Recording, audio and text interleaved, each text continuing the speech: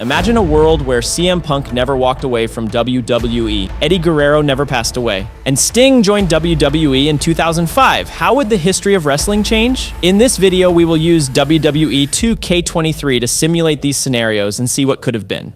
Our story begins with a heated feud between CM Punk and Triple H. In a shocking turn of events on SmackDown, Triple H launched a brutal assault on CM Punk. The cerebral assassin stomped on Punk mercilessly, leaving him battered and bloodied. The WWE Universe held its collective breath as they realized the game was far from finished with his brutal assault on CM Punk, who lay battered in the center of the ring. As Punk's body absorbed each punishing blow, it was clear that he was already severely battered from the earlier assault, witnessing a level of brutality rarely seen even in the world of professional wrestling. The feud between CM Punk and Triple H had escalated to a new frightening dimension. The next Monday night on Raw, tensions exploded as Punk and Triple H engaged in an ugly brawl. Officials and referees had to rush in to separate the two bitter rivals, both consumed by their deep animosity. So, on that Friday when Triple H threw down the WrestleMania 30 challenge, Punk showed up with a kendo stick and just went for it. He unleashed a wild attack on Triple H just days before WrestleMania 30. WrestleMania 30 had arrived, and the highly anticipated showdown between CM Punk and Triple H was finally upon us. These two were no strangers to the ring, and despite their bitter history, they delivered an incredible match. Despite the bad blood between them, their chemistry in the ring was undeniable. The crowd was completely immersed in the action, unsure of who would emerge victorious. The match was a roller coaster of close falls and intense moments. In a sudden moment, CM Punk took control back of the match, and now it was Triple H who was in trouble. Punk hit the game with a running high knee in the corner, followed by a bulldog. CM Punk had Triple H caught in a tight anaconda vice. The struggle was real, with Triple H fighting to reach those ropes. After a hard-fought battle, Triple H managed to break free, delivering a bone-crushing spinebuster to Punk. The crowd was on the edge of their seats, feeling the intensity in the air. It seemed like Triple H had the upper hand, ready to close the deal with his signature pedigree. But here's the twist. CM Punk, the crafty veteran he is, pulled off a slick counter move. Out of nowhere, he nailed Triple H with his famous GTS finisher. The arena exploded with cheers as Punk covered Triple H for the win. The next night on Raw, CM Punk teamed up with the WWE World Heavyweight Champion Daniel Bryan to take on Batista and Randy Orton in the main event. Daniel Bryan managed to make Batista submit, while CM Punk nailed Randy Orton with his devastating GTS finisher. However, in a shocking turn of events, CM Punk extended his hand for a handshake to Daniel Bryan. Just when Bryan was about to reciprocate, Punk blindsided him with a low blow below the belt, leaving the WWE Universe in utter disbelief. On SmackDown, CM Punk unleashed a brutal assault on Daniel Bryan, catching him completely off guard. It all began when Punk sneakily struck Bryan from behind as he was making his way to the ring. Once inside the squared circle, Punk didn't hold back. He sought out a steel chair from underneath the ring and mercilessly targeted Bryan's leg with a series of chair shots.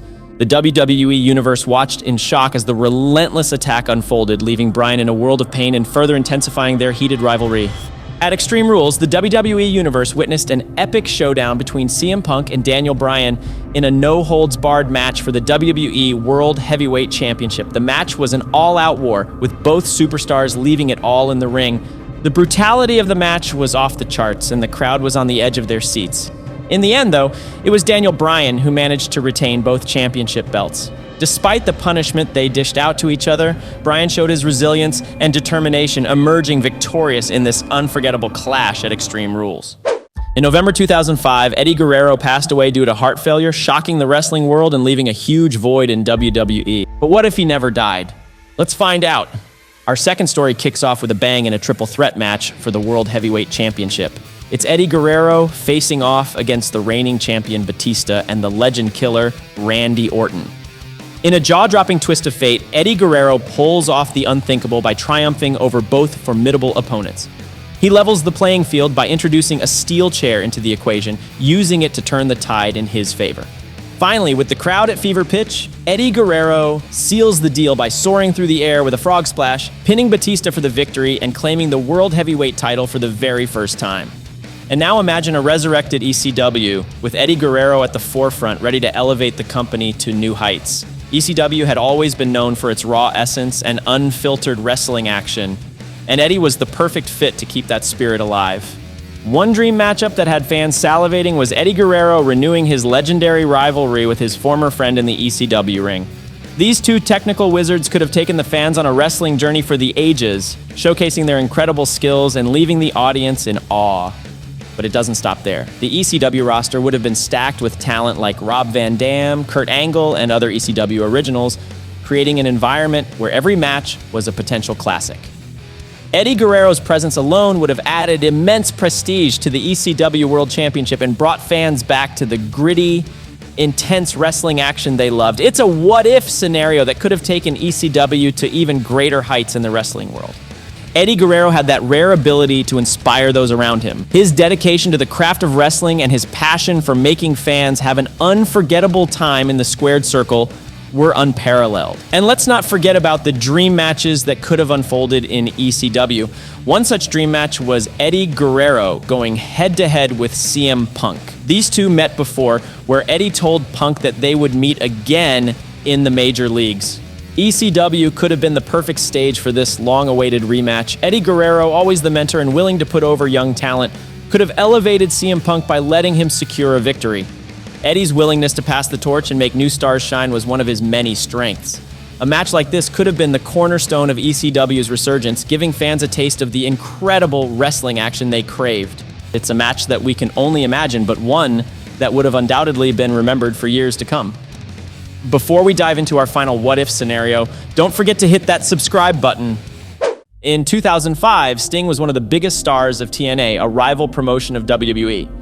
He had never signed with WWE despite being offered several times. But what if he signed with WWE in 2005? Let's find out.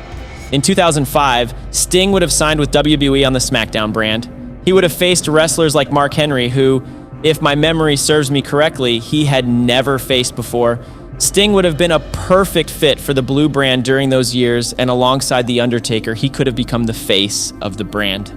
Sting could have potentially faced off against The Undertaker at WrestleMania 21, but this could have only happened if he had made his WWE debut at the Royal Rumble in 2005.